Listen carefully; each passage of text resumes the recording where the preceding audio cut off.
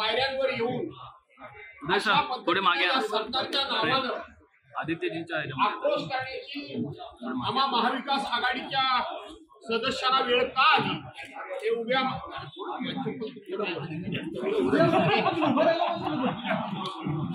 अशी वेळ का आली हा कामकाजाचा दुसरा आठवडा आहे।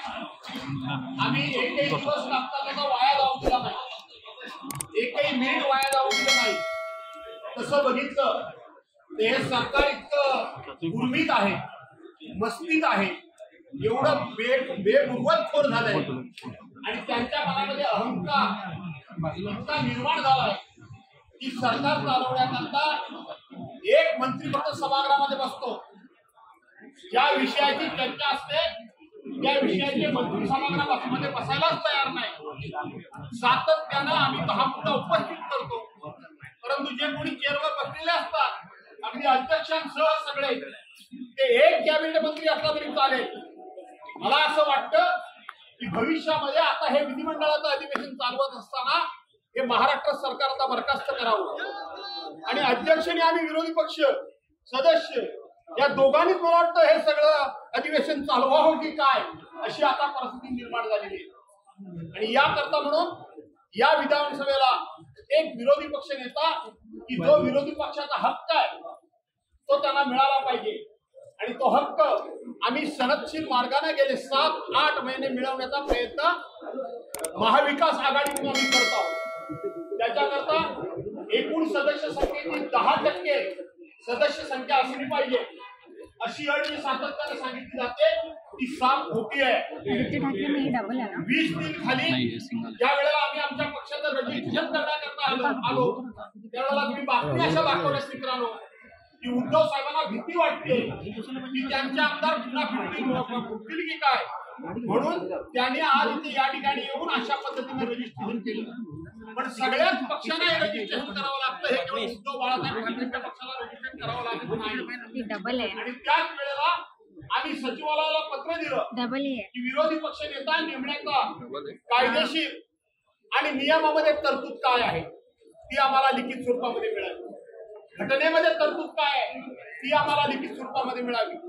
विधिमंडळाचे सचिव आम्हाला मागच्या सगळा घटनाक्रम सांगायला लागले, विरोधी पक्ष नेता कसा कसा निवडला गेला त्याची पत्र हे आम्हाला ते दाखवायला लागले। आम्ही त्यांना सांगितलं हे आम्हाला माहिती आहे, परंतु आम्हाला कायदेशीर तरतूद काय ती सांगितली पाहिजे। आज तुमच्या समोर हे सगळं चित्र समोर आलंय आणि आम्हाला विधिमंडळ सचिवांकडून म्हणजेच अध्यक्षांकडून, कारण कुठलंही कामकाज ऍड्रेस करत असताना हे सचिवांच्या नावानेच करावं लागतं आणि म्हणून अध्यक्ष आपण अध्यक्षांच्या नावाने काय सगळे पत्र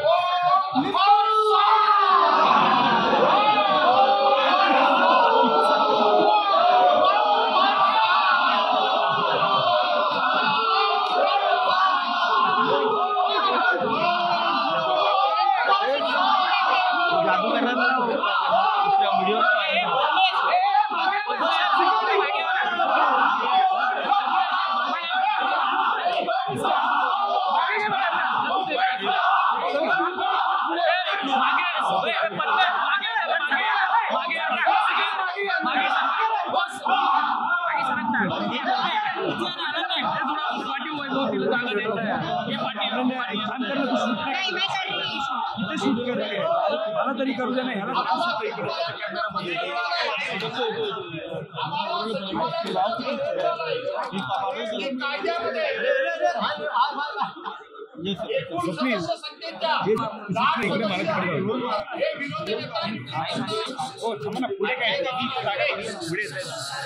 पुढे काय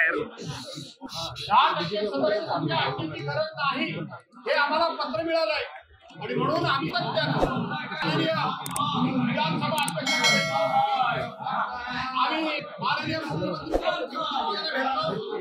परंतु ते कुठलाही निर्णय घेत नव्हते म्हणून आज आम्ही विधिमंडळामध्ये हा प्रश्न उपस्थित केला। कारण या देशाचे चीफ जस्टिस म्हणजे मुख्य न्यायमूर्ती आज या प्रांगणामध्ये येत आहेत, त्यांचं आम्हाला स्वागत करायचं आहे। आता माझे सहकारी जितेंद्र सांगितलं मुख्यमंत्री आणि विरोधी पक्ष नेता आणि विधानसभेचे सभापती आणि अध्यक्ष अशा पद्धतीनं आणि संसद कार्यमंत्री यांनी त्या ठिकाणी स्वागत करण्याची प्रथा आहे. परंतु या विधिमंडळाला विरोधी पक्ष विधानसभेला विरोधी पक्ष नेता नाही. घ्यायचा असेल तेव्हा ह्यांना कायदा काढून नको, द्यायचा असेल त्यावेळेला कायद्याचा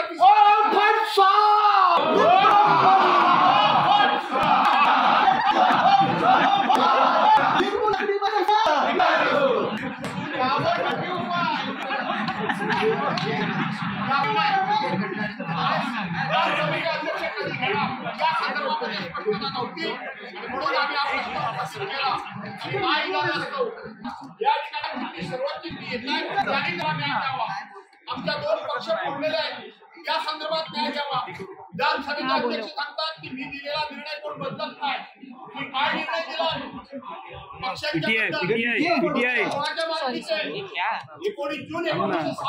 ऑडिओ पाहिजे. अरे हो सगळ्यांनाच पाहिजे आता जाऊ दे.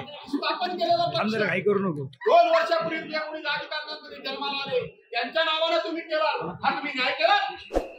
आज 10 जून 1999 साली आदरणीय शरदचंद्रजी पवार साहेब यांचा त्यांनी स्थापन केलेला पक्ष हा गद्दार गटाला तुम्ही त्या ठिकाणी दिला. हा तुम्ही न्याय केला. पक्ष बदलता निर्णय नाही. कोणता न्याय तुम्ही करताय. आणि म्हणून योग्य तो न्याय किमान चीफ जस्टिसनी करावा आणि त्यांचं लक्ष वेधावं याकरता आक्रोश करतो आहोत.